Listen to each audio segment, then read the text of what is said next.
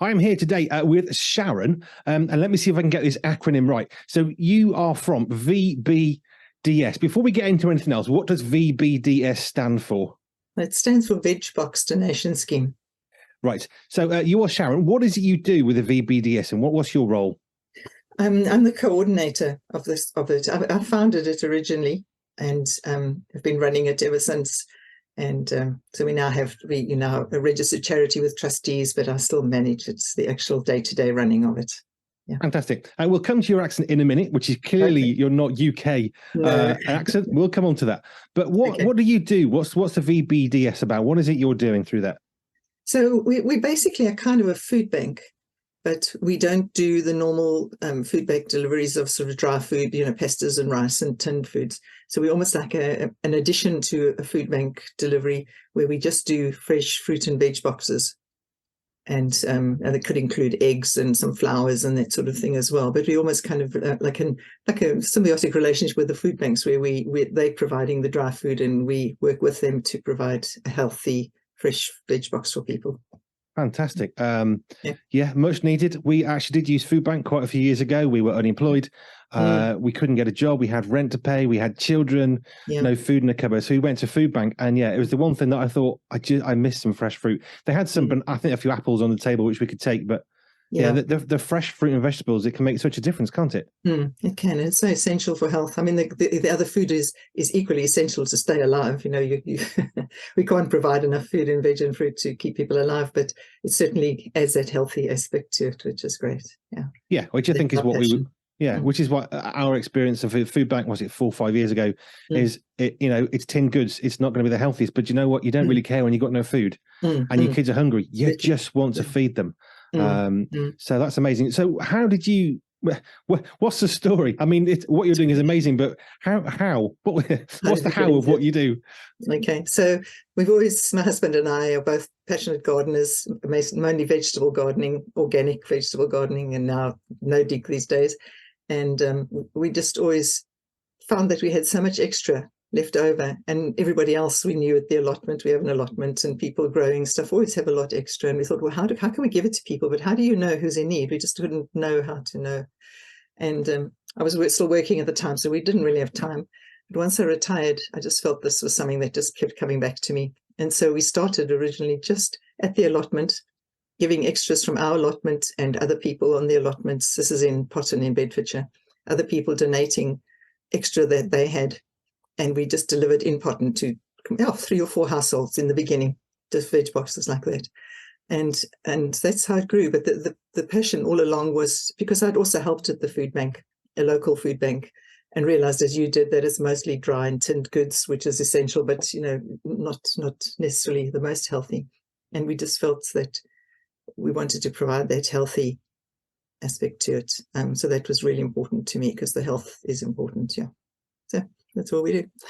Cool. So you operate sort of as a supplementary to the food banks. Would that be a very badly worded version of what you do? Yes, yeah, we do. We are referred people. It's grown now quite a lot. So we're doing a lot more boxes than we used to in a wider area, but still within sort of 6 miles of Potton, so Biggleswade and Sandy. But we sorry, what was the question again? I'm just wondering. I was trying to get in my own words and head. What is it you do? So you're working not so much alongside, but you're supplementing. Yeah. So we have food banks that refer to us as particularly the Biggleswade Food Bank, but we also now have a much wider network of referrals from social services and different charities and schools and so on. So it has broadened. It's not just with the food banks anymore. But that is an essential part of it as well. We're always available to do that. We always want to help the food banks with the healthy side. Yeah, that's amazing. It's a great passion to try and do that. Having been on the other side, as I say, quite a few years ago, it was the one thing. We had some apples. They were a bit, not very great, but they were really, really welcome because when you got nothing, something is amazing. So you're growing fruit and veg. I mean, when you say you're growing vegetables, what sort of veg are you doing there that you're then able to pass along? Oh, gosh, we grow everything. Everything we can. Everything that grows here, we grow. So because we have an allotment. But we're also involved with a local community vegetable garden in Potton as well.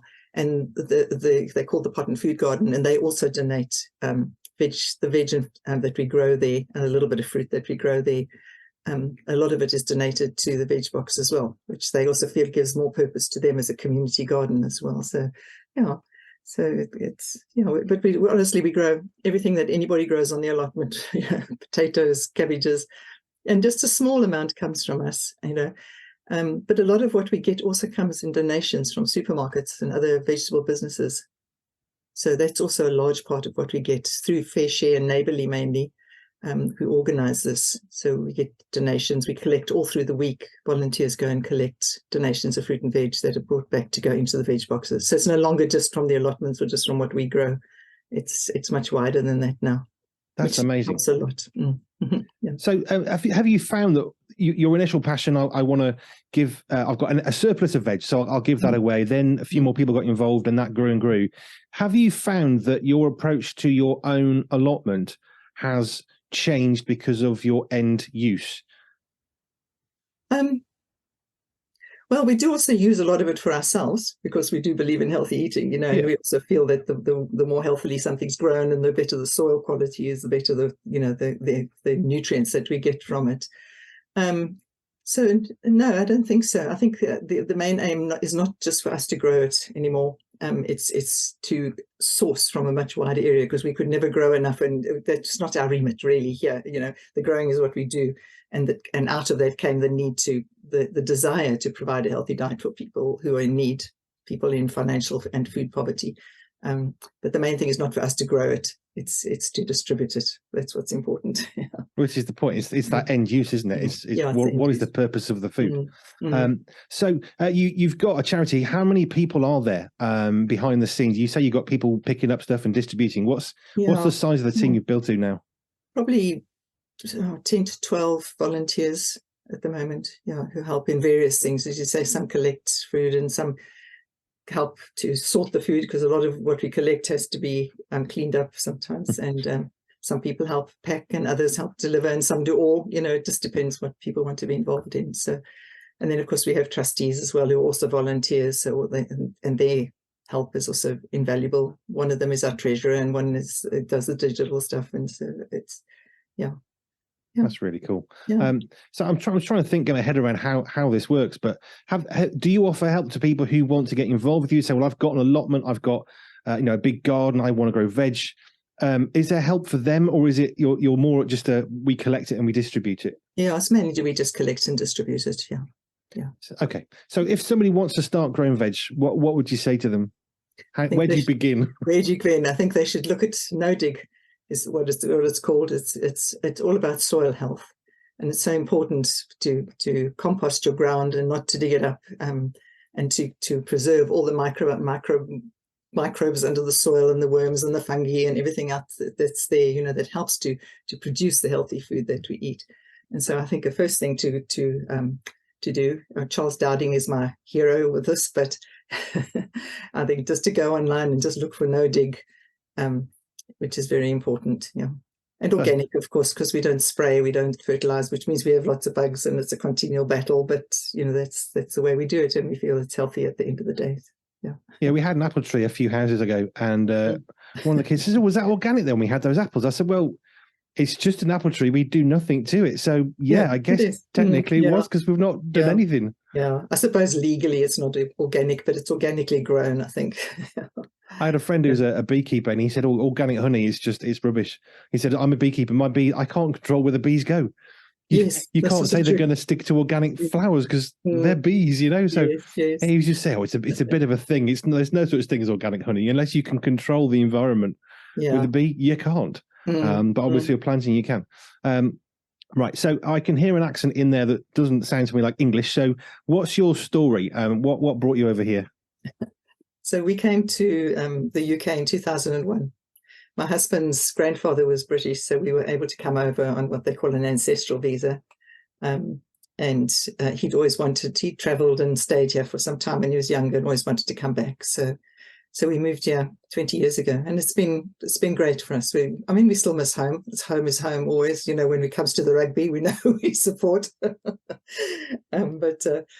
But England has been great. It's been wonderful for us. We've done well, and we've really benefited a lot. And it's nice to be able to give back as well, which is great. So what part of I mean, I say South Africa because it's a big continent, but whereabouts in that huge amount of land were you? Yeah, so we're in South Africa, which is the very bottommost country, and we came from Port Elizabeth originally, which is on the east coast, southeast coast. Okay, yeah. I don't know of it. I know the name. That's about the limit of mine. Yeah, the limit, yes. And then we ended up in Cotton, which is in the middle of the country. We missed the sea. I don't know why, but anyway. Yes, where we knew someone. Yeah. I suppose the only thing about the UK is you're never too far from the sea. That's true. It's not 1,000 miles across. I've got a friend who was flying across to see their children in America, and it's it's like 700 miles, and it's just that's just a couple of states, and you're thinking that's England. That's like the UK, Scotland to England. It's different scales, isn't it? But we're not too far from the sea, which isn't so bad. Yeah. So you've got your vegetables and you're giving them away. You say that in my wording would be you're sort of supplementing what's going on with the food banks. Can people reach out to you directly, or do they need to go to social services or the local food bank or what have you? So yes, we have if they go onto our website, there's a page that says how to get our veg boxes, but they do have to go through a referral system. So it would tell them how to do it, and what if they went to one of the agencies that don't already to refer to us, they can direct them to the page where they can find a copy of our referral form. And we just do it because obviously what we have is limited, the time and the resources are limited, and we also need to know that the people have been means tested and are really in need, which we can't do ourselves. That's not something we try and get into. So we trust the people who are referring to us that these people are genuinely in need, and they can come from any background or anybody can apply. We get a lot of carers who are referred to us by a charity that works with them, who can't perhaps be in employment because they're full-time caring, or people who, for whatever reason, newly divorced, single moms, refugees, homeless, you name it, they all, anybody and everybody is welcome. Yeah. Fab. So you talked about this passion that you have a passion for growing, and you felt this sort of need to help others. I mean, you had surplus of vegetables and that idea, and I love hearing the stories of how, well, we've got a bit spare, what do we do with it? And then how that idea grows into something which is more than any one person could be. How many people do you know that are being fed now through the scheme that's been established through you? So last week, I think we're not huge because we are in a rural area, though the towns around us are growing. But we fed about 80 people last week. So we do every Friday we go out, we pack the boxes and take them out. And so it was probably 30 households, 80 people in total. Yeah. But that's 80 people, 30 households who wouldn't have had it otherwise. Wouldn't have had it otherwise, yeah. Yeah. You can sometimes look at the sea of need and poverty and all that, but actually we can all do something. And if we all did that something, actually a lot of people would be helped. And you're doing that where you are, which is fantastic. Yeah, yeah. Can I just say too that we are a faith-based charity, though there's no requirement of that for our volunteers or the people who receive. But it comes from our faith originally in wanting to help the poor, as Jesus told us to do, and also from the verses in Deuteronomy and Leviticus actually 23 that talks about gleaning. It was a concept in ancient Israel where if you were harvesting your field, they were told to leave the edges and to not go over it a second time, so that the poor and the foreigners, those in need and those who were foreigners, could go and pick up what was left. And that was a way of providing for the people who were poor. And so we can't do that, we can't go out and say to people, go out to the fields and collect. But this is what we feel we're doing. We're gleaning, we're taking stuff that's not needed and distributing it to the people who do need it. And another thing we're doing too is helping with food waste, because of course if what we take from the supermarkets is food that would have been thrown away, that's still perfectly good to eat. And so, that side of helping with food waste problem is also great. And everything that's left over from ours, when we clean it up, goes to the compost heap to grow more stuff. So that's also another circular system there. That's fabulous. I was going to ask what was driving behind all of this, because it's great you're doing these good things, but I was going to say, what is that passion? But you're saying about gleaning, which is something I do understand a little bit of. And it's such a great way actually of talking about what you're doing, is that you can't say we'll go into the supermarkets and have the stuff on the floor. That's not the right way of going about this. But actually we all have some surplus somehow, somewhere. Yes. Yeah, sure. And we can pass that on and we can share it. So that's your passion. I mean, you're saying that anybody can approach you. That's fine. And that, great. I sort of expect that.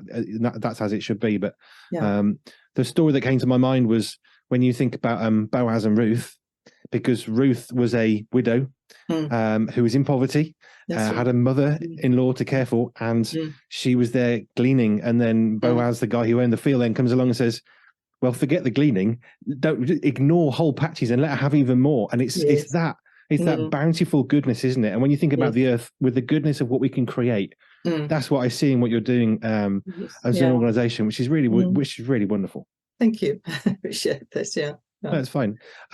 So how do people find out about what you do? What can someone do to support you who's local, and what can someone do to support you who loves what you do but isn't local enough to give you vegetables or pick up things for you? Okay.